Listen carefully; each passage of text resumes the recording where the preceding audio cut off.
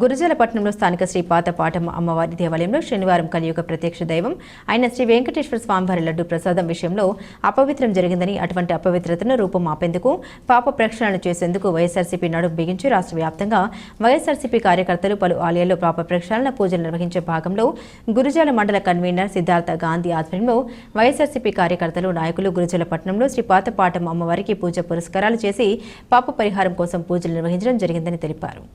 ఈ సందర్భంగా ముఖ్య అతిథులు పాల్గొన్న గురుజాల నగర panchayat chairman Polu Pavanmay, Veerareddy, vice chairman Shaik బడేజానీలు మాట్లాడారు. కలియుగ ప్రత్యక్ష దైవమైన శ్రీ వెంకటేశ్వర స్వామివారి లడ్డు ప్రసాద విషయంలో అపవిత్రం జరిగిందని తెదేపా వారు చేసిన అభియోగాన్ని తిప్పికొడుతూ ఆ అభియోగానికి ప్రాయశ్చిత్తంగా పాప ప్రక్షాళన పూజలు నిర్వహించడం జరిగిందని, ఆ శ్రీవారిని పూజిస్తున్న కోట్లాది మంది అభిమానుల హృదయాల్లో ఒక మాలిన్యం ఏర్పడిందని, ఈ రోజున రాష్ట్ర ముఖ్యమంత్రి చంద్రబాబు నాయుడు మా నాయకుడైన వైఎస్ జగన్మోహన్ రెడ్డిపై ఇలాంటి దుష్ప్రచారం చేయడం ఎంత మాత్రం సబబు కాదని, మనుషులంతా ఒకటేనని, సర్వ మానవాళికి ఏకైక దైవం ఒకరేనని, సర్వ మానవాళికి మానవత్వమే నా మతం అని సాటి చెప్పిన నాయకుడు వైఎస్ జగన్మోహన్ రెడ్డి అని, దేవుడు ఒక్కడే అని, ప్రత్యక్ష దైవమైన కలియుగ దైవమైన శ్రీ వెంకటేశ్వర స్వామి లడ్డు ప్రసాద విషయంలో ఎటువంటి అవినీతికి పాల్పడలేదని, ఇటువంటి అక్రమాలకు తావు లేకుండా తన 5 సంవత్సరాల ప్రభుత్వం పాలన కొనసాగిందని, అటువంటి వ్యక్తిపై ఈ రోజున ఈ విధమైన మలినమైన ప్రకటన చేయడం సబబు కాదని, రాష్ట్ర ప్రజల హృదయాల్లో ఒక చురగడ ముద్ర వేసేందుకు కూటమి ప్రభుత్వం దుష్ప్రచారం చేస్తోందని తెలిపారు. నైతిక విలువలు క్షీణించిపోతున్నాయని, కూటమి ప్రభుత్వం ఏర్పడి సూపర్ 6 వాగ్దానాన్ని ఎక్కడ నెరవేర్చబడతావో అని ఈ విధంగా దేవుణ్ణి అడ్డం పెట్టుకుని తప్పుడు ప్రచారాలు చేస్తూ ఉన్నారని, ఈ హేయమైన చర్యలకు పాల్పడిన వారికి ఆ కలియుగ దైవం ప్రత్యక్షంగా శిక్షిస్తుందని, ఇటువంటి తప్పుడు ప్రచారాలు భవిష్యత్తులో జరగకుండా ఉండేందుకు ఆ కలియుగ వెంకటేశ్వర స్వామి ఎవరైతే తప్పులు చేసి దేవునితో పర్యాసాలు ఆడుతున్నారో అటు వారిపై కఠినంగా శిక్షిస్తారని హితవు పలికారు. ఈ కార్యక్రమంలో ఎంపీపీ కొమ్మినేని బుజ్జి, నగర పంచాయతీ వైస్ చైర్మన్ మన్నెపల్లి కుమారి ప్రసాద్, పట్టణ కన్వీనర్ కుక్కుముడి అన్నారావు, యశోద, దుర్గా, జగ సత్యం, జక్క రమణ, చెల్లకాశి నారాయణ తదితరులు పాల్గొన్నారు.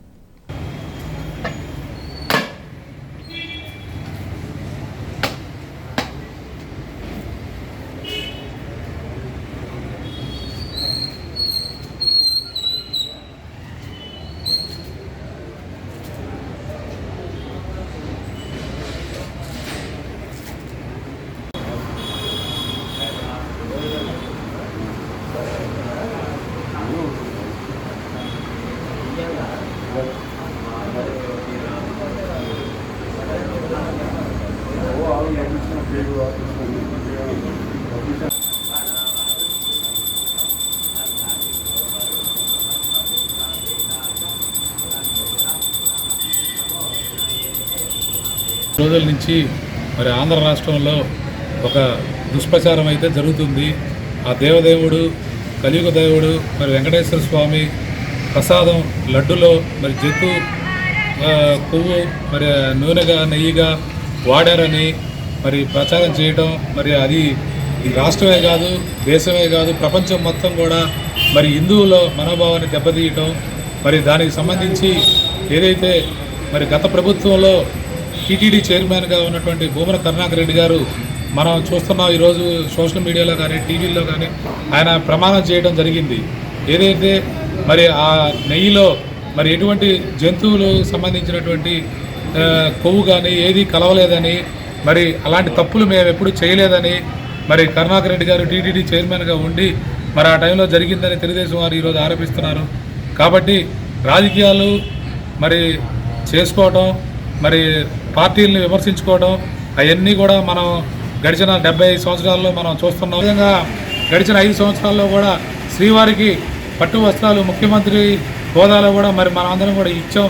ఆ రోజు ముఖ్యమంత్రి గారు జగన్మోహన్ రెడ్డి గారు ఇవ్వడం మనం అందరం చూసాం. మరి ఎక్కడా కూడా డిక్లరేషన్ అడగలేదు. మరి ఈరోజు జగన్మోహన్ రెడ్డి గారు ఆ పాప ప్రక్షాళన చేసుకోవాలా, ఆ వెంకటేశ్వర స్వామి మీద చేసినటువంటి ఆ లడ్డు మీద అటువంటి ఏదైతే దుష్ప్రచారం చేశారో దాన్ని ప్రక్షాళన చేయడానికి ఆయన పాదయాత్రతోటి మరి వెంకటేశ్వర స్వామిని దర్శించుకొని ఆయన కూడా ప్రమాణం చేయడానికి సిద్ధమై వెళ్ళాలంటే డిక్లరేషన్ ఫామ్లు మరి కులాలు మతాలు ఇవన్నీ అడగటం మరి చాలా దురదృష్టకరం.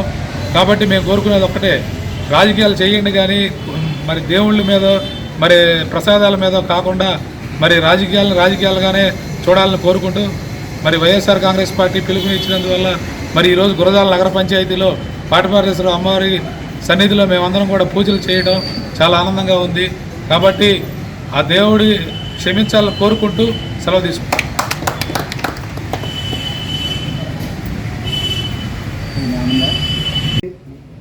గుళ్ళని, మసీదులని, చర్చిలని రాజకీయాలకు వాడుకోవడం అనేది అత్యంత హేయమైన చర్య. ఇది ప్రపంచంలో మనం ఎవరు కూడా సమర్థించకూడదు. ముఖ్యంగా లౌకికవాదమే ఊపిరిగా బతుకుతున్న భారతదేశంలో ఇలాంటి నీచమైన రాజకీయాలు జరగటం చాలా చాలా శోచనీయమైన విషయం. దీన్ని ప్రతి ఒక్క భారతీయుడు ఖండించాలి. అందుకే ఈరోజు మతాల పేరిట జరుగుతున్న దుష్ప్రచారాన్ని, తిరుమల దేవాలయంలో అపచారం జరిగిందంటూ ఒక అభూత కల్పనని సృష్టించి సాగుతున్న దుష్ప్రచారాన్ని, రాజకీయాన్ని ఖండిస్తూ ఈ సందర్భంగా ఆ శ్రీవారికి జరిగిన అపచారాన్ని మనమందరం కూడా నివారించుకోవాలని, పాప ప్రక్షాళన కోసం ఈరోజు వైఎస్ఆర్ కాంగ్రెస్ పార్టీ ఆధ్వర్యంలో గురజాల శ్రీ పాతపాటేశ్వరి అమ్మవారి దేవాలయంలో అందరం కూడా కలిసికట్టుగా పూజలు నిర్వహించాం.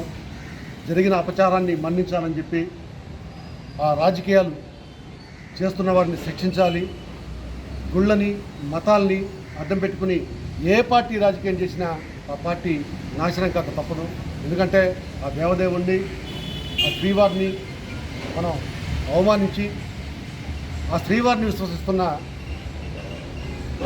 కోట్లాది మంది భక్తుల హృదయాల్లో ఒక మాలిన్యం, ఒక అనుమానం, ఒక బాధ, ఒక ఆవేదన ఈరోజు కలగటానికి కారణమైన ఈ కలుషితమైన ఈ రాజకీయాలన్నింటినీ కూడా ఈ అమ్మవారు, ఆ శ్రీవారు నిర్మూలించాల్సిన అవసరం ఉందని చెప్పి ఈరోజు మేము అందరం కలిసికట్టుగా పూజలు చేసాం.